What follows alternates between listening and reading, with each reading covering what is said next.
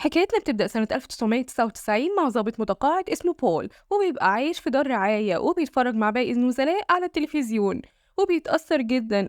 وبيبدأ يحكي لزميلته إيلي إنه افتكر نفسه سنة 1935، ووقتها كان بول ضابط مسؤول عن سجن كولد ماونتن، وإنه كان المسؤول عن عنبر المحكوم عليهم بالإعدام. وكان العنبر ده بيسموه الميل الأخضر، وده لأن أرضيته كان لونها أخضر. ووقتها بيستقبل بول ومساعدينه سجين ضخم اسمه جون كافي، وبيستلموا جون وبيدخلوا للزنزانة. وبيرجع لمكتبه وبيراجع ملف جون، وبنعرف إن في يوم اختفى الأختين كورا وكيتي، وبيفضل يدور عليهم باباهم مع أهل القرية لغاية ما بيلاقيهم ميتين على رجل جون، وبيفضل يصرخ ويقول إنه معرفش يساعدهم. وبيقبضوا عليه بتهمة قتل البنتين. وبيقدم بول التقارير لرئيس السجن هال، وبنعرف إنه احتمال يسيب شغله ويتنقل لمنصب تاني وهو مدير مستشفى أمراض عقلية. وبيطلب من بول يخلي باله من ضابط اسمه بيرث لأنه قريب حاكم الولاية وإنه مش عايز مشاكل. وبيسلمه جواب إعدام مسجون اسمه أرلين بيتر. وبيشوف بول فار صغير بيدخل جوه أوضة الحبس الانفرادي، وبيضطر مع المساعدين بتوعه إنهم يخرجوا كل حاجة من الأوضة، بس مش بيلاقوا الفار. وتاني يوم بيظهر الفار مرة تانية في وجود بيرث، واللي بيحاول يقتله بس الفار بيهرب وبيدخل مرة تانية لأوضة الحبس الانفرادي. وبيخرج بيرث كل محتويات الأوضة بس مش بيلاقي الفار، وبيأمره بول يرجع كل حاجة لمكانها. وبيروح هو يكمل إجراءات إعدام أرلين، وفعلا بتبدأ خطوات الإعدام. وبيبقى هيعدم باستخدام كرسي كهربي. وبيحضر بيرس الإعدام وبيتعلم وظيفة كل الزراير الخاصة بالكرسي. وبيسأل بيرس عن سبب إنهم بيحطوا أسفنجة مبلولة على راس اللي هيتعدم. وبيقولوا الضابط اللي بينفذ حكم الإعدام إنها بتساعد على توصيل الكهرباء بشكل أسرع.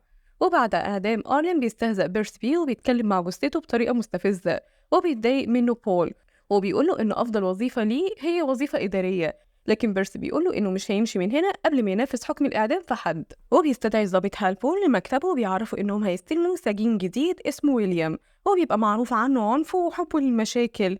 وفي البيت بيحس بول بألم شديد لدرجة إنه بيصحى من النوم، وبيخرج من البيت بسرعة علشان ما يقلقش مراته.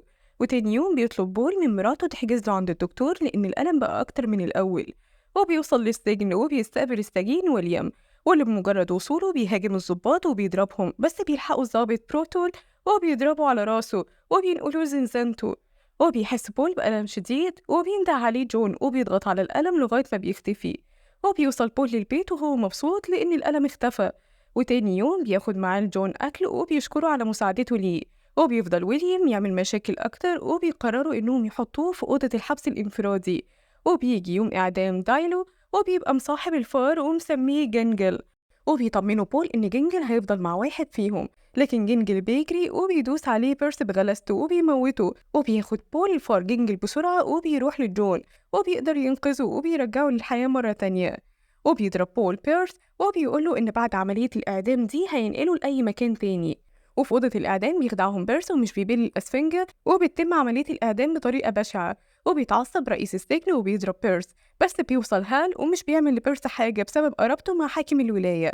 وبيروح بول ومراته يزوروا مرات هال لأن عندها ورم وحالتها كل مدى بتسوء. وبيبلغ بول أصحابه إنه قرر يخرج جون من السجن ويوديه لمرات هال على أمل إنه يساعدها. وبينفذ خطته وهي إنهم يخدروا ويليام وبيحطوا بيرس في أوضة الحجز، وبياخدوا جون وبيوصلوا لبيت هال.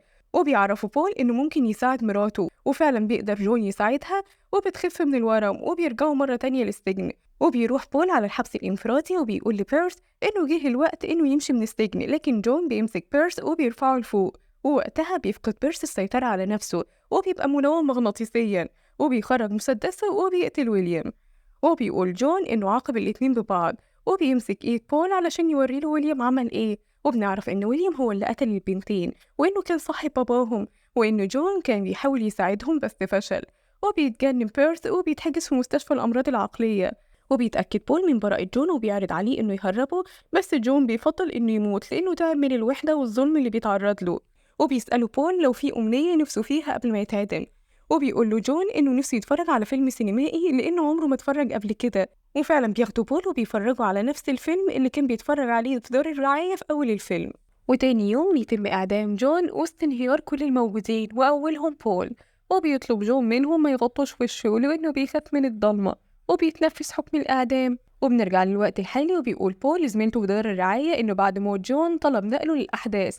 وبتسأله زميلته إنه إزاي عايش والأحداث دي من زمان قوي، فبيقول لها إنه عايش بفضل جون هو والفار جينجل، وبيقول لها إنه يمكن اللي هو فيه ده لعنة بسبب إنه تخلى عن جون وسابه يموت ظلم، وبسبب ده عاش لحظات فراق كل حبايبه سواء زوجته أو أولاده أو أحفاده، وإنه لسه هيعيش ويتألم أكتر. وبينتهي الفيلم.